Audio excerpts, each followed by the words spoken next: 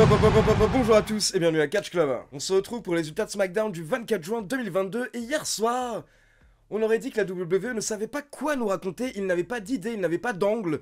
Du coup, ils se sont dit, on va annuler ce qu'on a fait la semaine dernière pour le refaire cette semaine. Donc la soirée démarre avec Drew McIntyre qui fait son entrée et McIntyre nous explique que peu importe le nombre de victoires qu'il accumule, Roman Reigns continue de l'éviter. Donc McIntyre nous dit qu'il est obligé de prendre les choses en main lui-même et d'aller remporter la mallette Money in the Bank pour enfin avoir son match face à Roman Reigns. Mais rapidement McIntyre est interrompu par Sheamus et son petit clan. Et là on commence à voir les deux catcheurs qui se trash-talk jusqu'à l'entrée de Paul Heyman. Paul Heyman qui fait son entrée suivi par Adam Pearce. Paul Heyman est là pour nous dire que bien entendu Roman Reigns va conserver le titre Undisputed à SummerSlam. Mais par contre, après son match face à Brock Lesnar, Roman Reigns risque d'être vulnérable, et donc là, ils ont un problème. Car Paul Heyman nous explique que si Roman Reigns se retrouve vulnérable, ce serait le moment parfait pour un cash-in, pour que quelqu'un comme Drew McIntyre ou encore Sheamus encaisse la mallette Money in the Bank. Et bien entendu, Paul Heyman souhaite éviter ce genre de situation. Et là, Paul Heyman se tourne vers l'officiel Adam Pearce. Adam Pearce qui nous rappelle que la semaine dernière, il a ajouté Sheamus et McIntyre au Money in the Bank Ladder Match, alors que ni Sheamus ni McIntyre n'avaient remporté un match pour se qualifier. Du coup, il faut savoir que la WWE a annulé la décision d'Adam Pearce.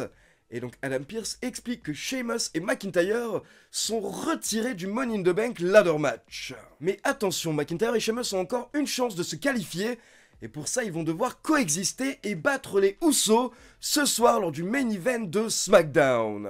Et au passage, les commentateurs nous précisent que pour info, les titres des Usos ne seront pas en jeu lors du main event, et si les Usos remportent le match, ils ne seront pas qualifiés pour Money in the Bank.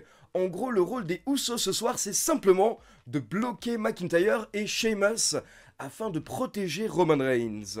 Donc hier soir, cette storyline était l'angle majeur du show, et heureusement qu'on avait ça, car honnêtement, le reste du show manquait d'enjeu, manquait d'importance. Ensuite, on passe en coulisses et on retrouve Kayla Braxton pour une petite interview avec Sami Zayn. Sami Zayn qui croit encore une fois qu'il est un membre de la Bloodline, donc il dit que ce soir, ça va être une soirée excellente pour nous, pour la Bloodline. Puis Sami Zayn dédie son match face à Shinsuke Nakamura à Roman Reigns. Et Sami Zayn nous promet de remporter la mallette Money in the Bank. Mais du coup, Kayla Braxton lui demande est-ce qu'il compte encaisser sur Roman Reigns ou sur Brock Lesnar. Et là, Sami Zayn répond que non, il ne compte pas encaisser sur Roman Reigns. S'il veut remporter la mallette Money in the Bank, c'est justement pour protéger Roman Reigns. Et donc on enchaîne avec Shinsuke Nakamura contre Sami Zayn. Il y a eu pas mal de petits rappels par rapport à leur match précédent, car ces deux catcheurs se sont beaucoup affrontés ces derniers mois. Et au final, au bout d'environ 10 minutes, Sami Zayn a réussi à sortir son Helluva Kick pour la victoire. Donc Sami Zayn est qualifié pour le Money in the Bank Ladder Match masculin. On continue avec l'entrée du New Day, Kofi Kingston et Xavier Woods. Puis derrière, on a l'entrée de Jinder Mahal et le Shanky dansant pour un rematch de la semaine dernière. Mais là, nous avons les membres du New Day qui prennent le micro et ils expliquent que personne n'a envie de voir un rematch cette semaine. Mais à la place, on pourrait avoir un petit concours de danse. Donc Xavier Woods commence à jouer du trombone et forcément ça commence à chauffer Shanky qui commence à danser dans le ring. Mais là Jinder Mahal s'énerve, Jinder Mahal l'arrête et Shanky en a marre donc il repousse Jinder Mahal. Et Jinder Mahal préfère quitter le ring pendant que Shanky se met à danser avec le New Day. Mais là d'un coup ils sont interrompus par un bruit de corne, un corps.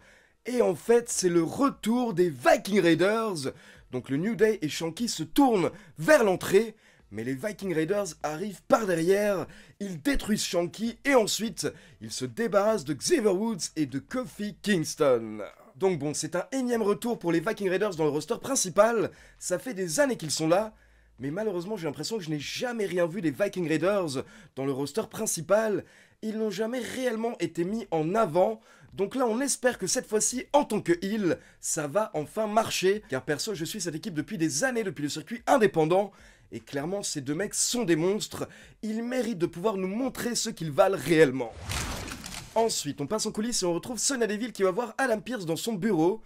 Et elle commence un petit peu à se moquer de l'officiel en disant que d'après les rumeurs, il est totalement débordé actuellement et noyé sous le travail et il se débrouille très mal, notamment du côté de la division féminine. Par exemple, Sonya Deville se plaint de ne pas avoir de match à SmackDown ce soir, puis là elle va encore plus loin Et elle dit que certes, la carrière d'Adam Pearce dans le monde du catch a été un échec, ça n'a jamais été un bon catcheur, mais ce n'est pas une raison pour se venger sur la pauvre Sonya Deville. Et là, forcément, Adam Pearce n'a pas apprécié, donc au final, il book Sonya Deville dans un match handicap contre Lacey Evans et Raquel Rodriguez. Donc on enchaîne directement avec le match handicap, mais pour info, Sonya Deville a amené des renforts car elle fait son entrée avec Shayna Baszler et Xia Li. Maintenant, à 2 contre 1, c'était tout de même trop compliqué, donc au final, Lacey Evans porte son Women's Right à Sonya Deville pour la victoire. Mais attention, après le match, les 3 heels attaquent Lacey Evans et Raquel Rodriguez, mais au final, les Faces réussissent à reprendre l'avantage.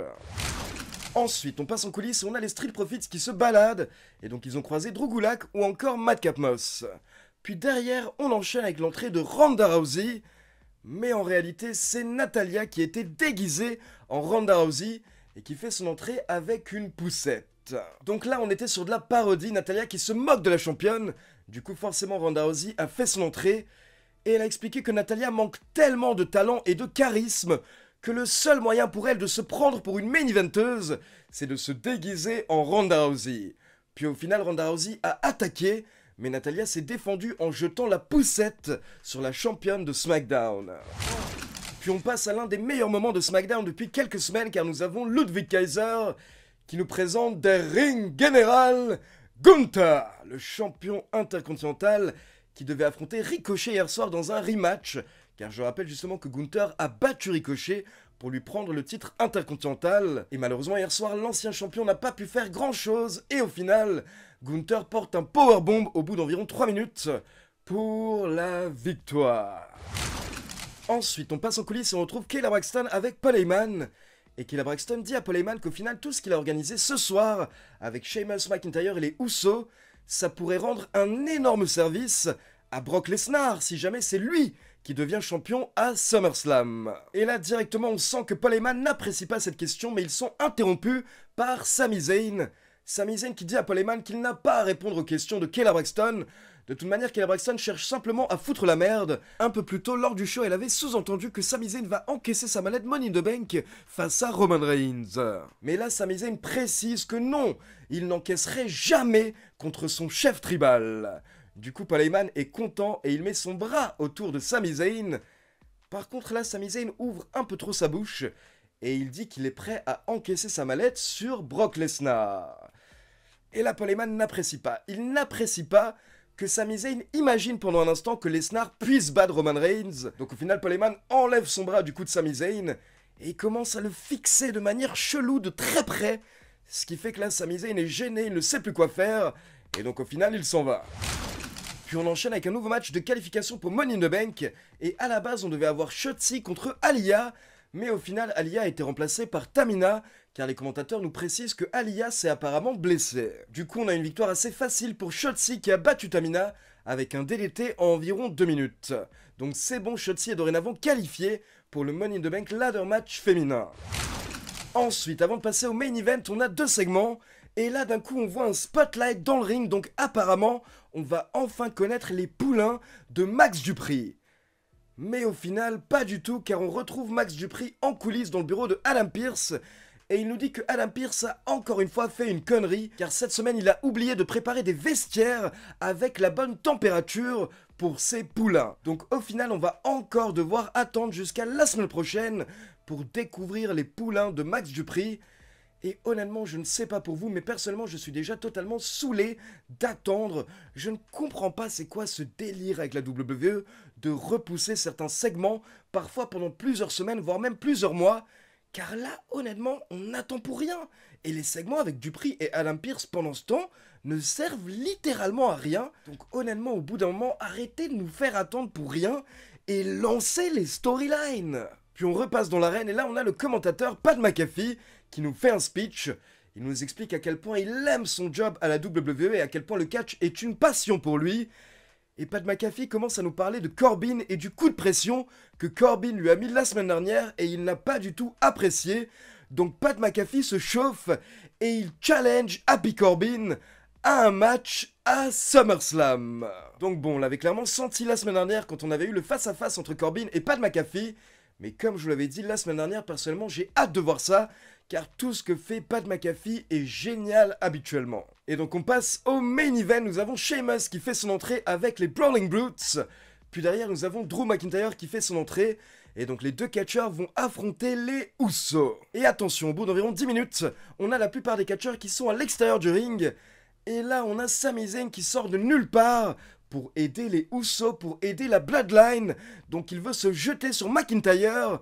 Mais pour info, les Street Profits étaient aux commentaires, et les Street Profits se sont débarrassés de Sami Zayn. Et derrière, Sheamus et McIntyre ont repris les choses en main, et donc d'abord, on a Sheamus qui a porté un bro kick à Jey Uso à l'extérieur du ring, puis ensuite on a Drew McIntyre qui a terminé le travail avec un Claymore kick sur Jimmy Uso pour la victoire. Donc c'est officiel, Drew McIntyre et Sheamus sont à nouveau qualifiés pour le Money in the Bank Ladder Match masculin. Donc à l'heure actuelle, nous avons Sheamus, McIntyre, Seth Rollins, Sami Zayn et Omos qui sont qualifiés pour le Money in the Bank Ladder Match masculin. Et du côté des femmes, nous avons Liv Morgan, Alexa Bliss, Raquel Rodriguez, Lacey Evans, Asuka et Shotzi. Du coup, ça veut dire que du côté des hommes, il reste encore 2 places. Et du côté des femmes, il reste encore une place de disponible. Et pour rappel, en plus des 2 ladder match, nous aurons également 4 titres qui seront défendus lors de Money in the Bank, car les 2 titres féminins de Raw et de SmackDown seront défendus. Nous aurons également le titre US qui va être défendu, et ça c'est assez rare. Et à côté de ça, on aura un match pour les titres par équipe unifiés, avec les Usos contre les Street Profits. Donc voilà, c'est tout pour les résultats de SmackDown, et maintenant comme d'habitude, c'est à vous. N'hésitez pas à me laisser vos avis dans les commentaires. Et comme d'habitude, n'oubliez pas de liker la vidéo, de vous abonner à la chaîne et de cliquer sur la petite cloche pour être informé de la sortie des prochaines vidéos. Ciao tout le monde!